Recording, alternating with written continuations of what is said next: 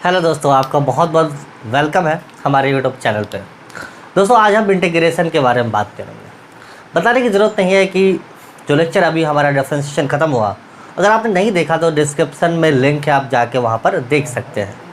और या फिर आप यूट्यूब पे सर्च करें बेसिक मैथमेटिक्स 4, तो आपको वहाँ पे मिल जाएगा। या आप किसी भी चैनल पे नए हैं तो प्लीज़ सब्सक्राइब करना ना भूलें और बेल आइकन प्रेस करना। दोस्तों, आपके लिए गुड न्यूज़ मैं बताना चाह रहा हूँ। पिछले लेक्चर में मैंने बताया था कि नीट निश्चित 2021 के लिए लॉन्च हो चुका है। जल्दी ही आपको यूट्यूब पे मिलना स्टार्ट हो जाएगा। लेक्चर 1 शॉर्ट वीडियो है जहाँ पर हमने नंबर ऑफ़ क्वेश्चंस की सीरीज़ करवाई है विद कॉन्सेप्ट।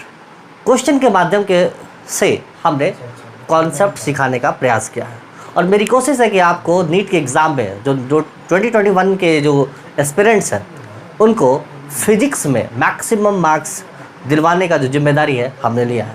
दोस्तों, बने रहिए हमारे चैनल पे और देखते रहिए हम आगे के अपडेट्स के लिए हमारा यूट्यूब चैनल।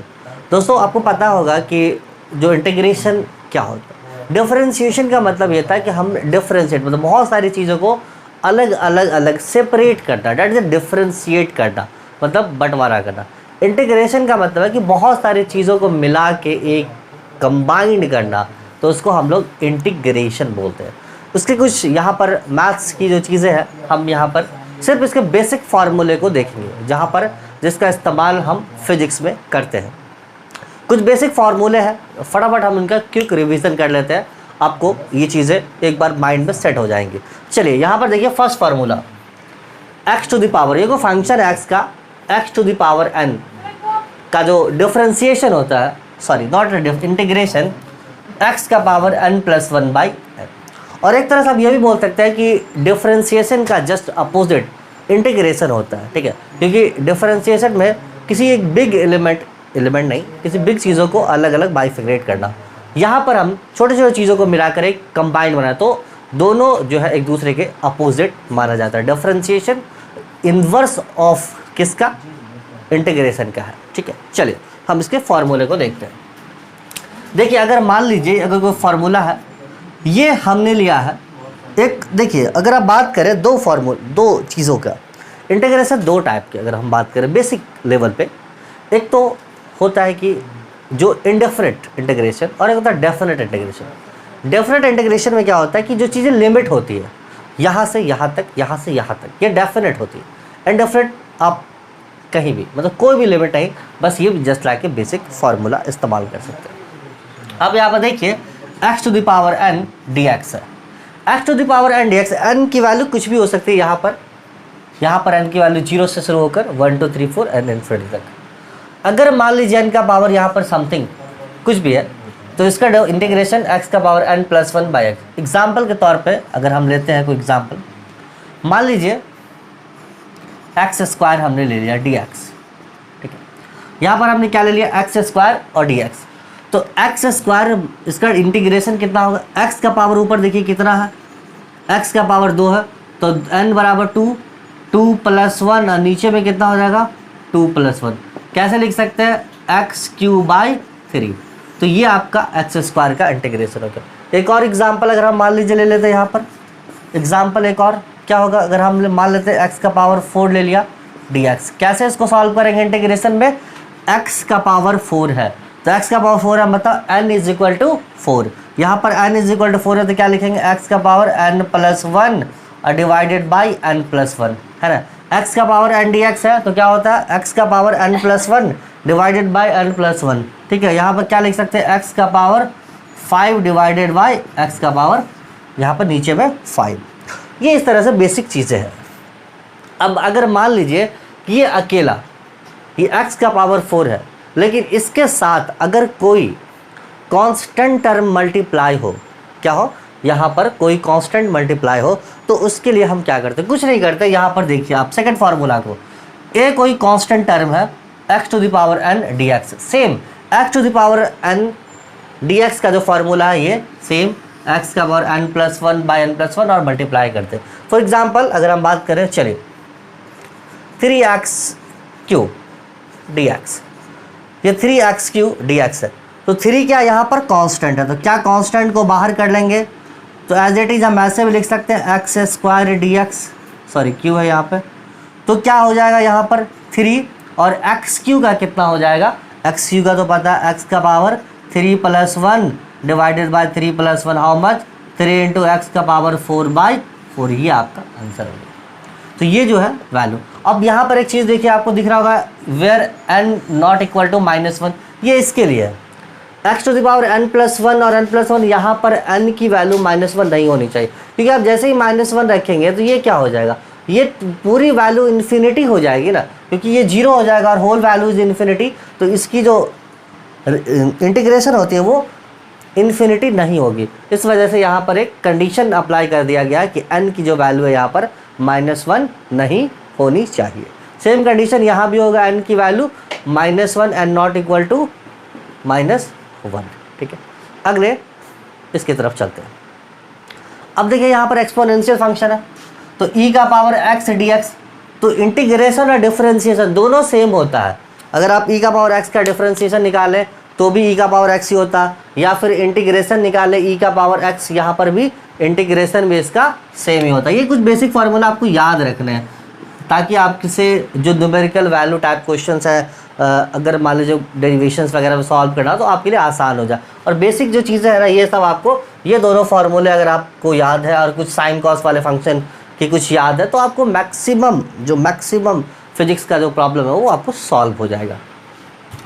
यहाँ देखिए अगर e का पावर ax हो, a मतलब कुछ भी कांस्टेंट टर्म हो, जैसे एग्जांपल के तौर पे मान लीजिए कितना हो, e का पावर 2x dx हो, इसका इंटीग्रेशन निकालना कितना होता, e का पावर ax dx कितना होता है, यहाँ पर देखिए e का पावर e⁻ax और नीचे जो कांस्टेंट टर्म है वो डिवाइड में आ जाता है।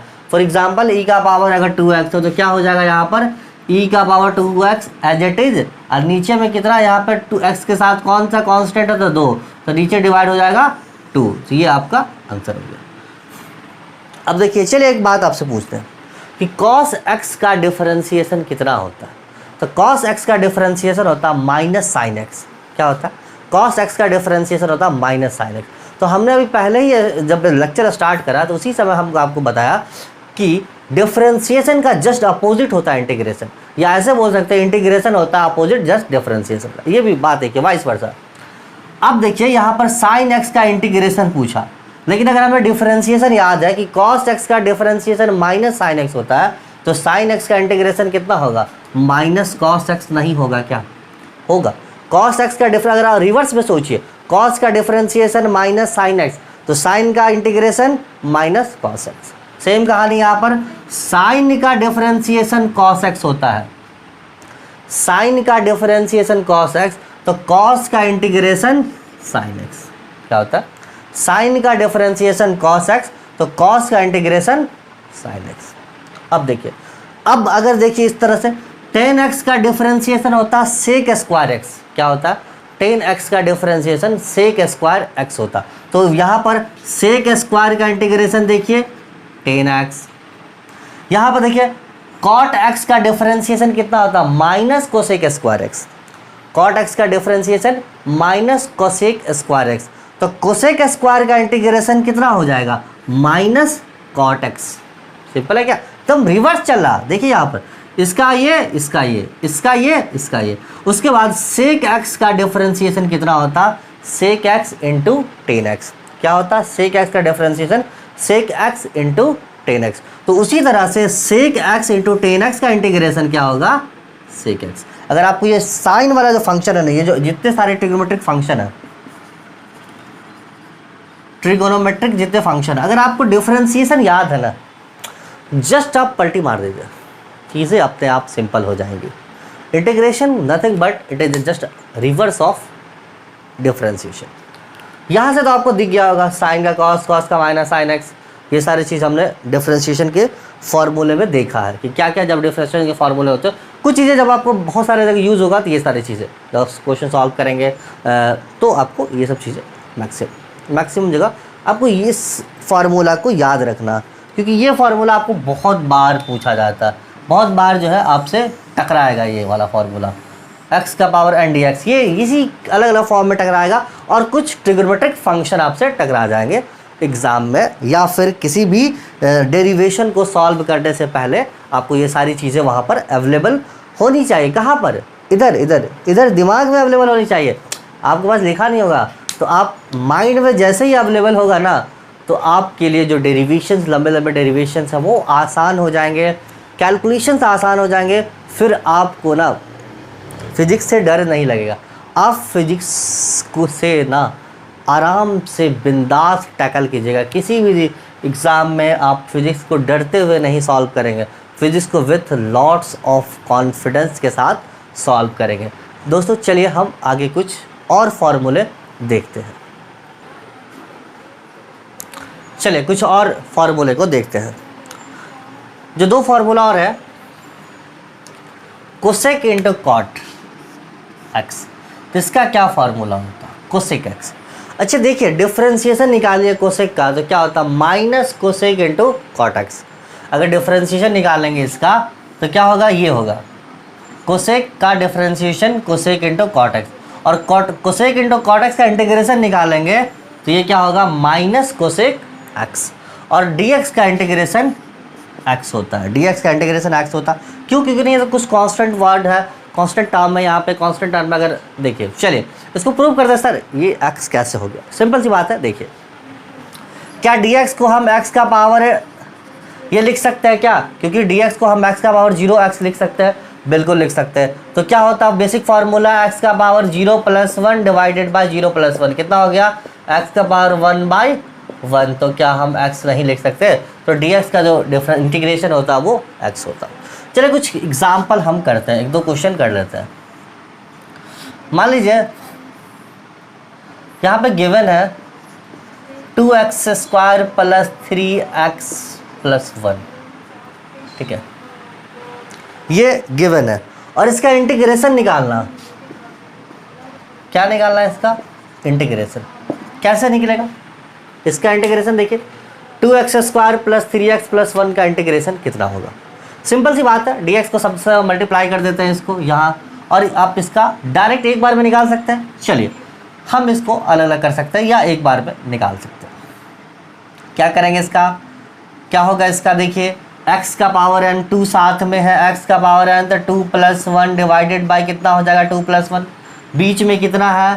प्लस है तो प्लस, फिर क्या है? 3 कांस्टेंट है बाहर, x के पावर 1 है तो 1 + 1 बाय कितना हो गया? 1 + 1। और यहाँ पर 1 है, ठीक है, यहाँ पर 1 है तो 1 का अभी जस्ट देखे ना, कुछ नहीं तो 1 लिख सकते हैं ना, 1 × dx। तो 1 × dx का इंटीग्रेशन क्या होगा?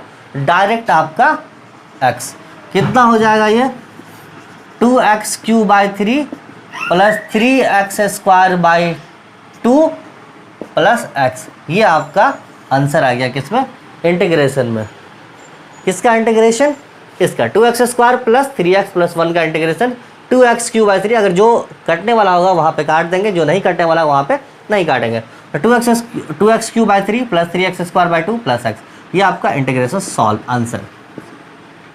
बहुत सिंपल है, चीज़ें इतनी आसान है कि आप इजीली सॉल्व कर सकते हैं, ठीक है। चलिए अगले मिलते हैं आपसे अगले लेक्चर में। तब तक के लिए थैंक यू, बने रहिए और अपना प्यार हमें देते रहिए। Thank you so much.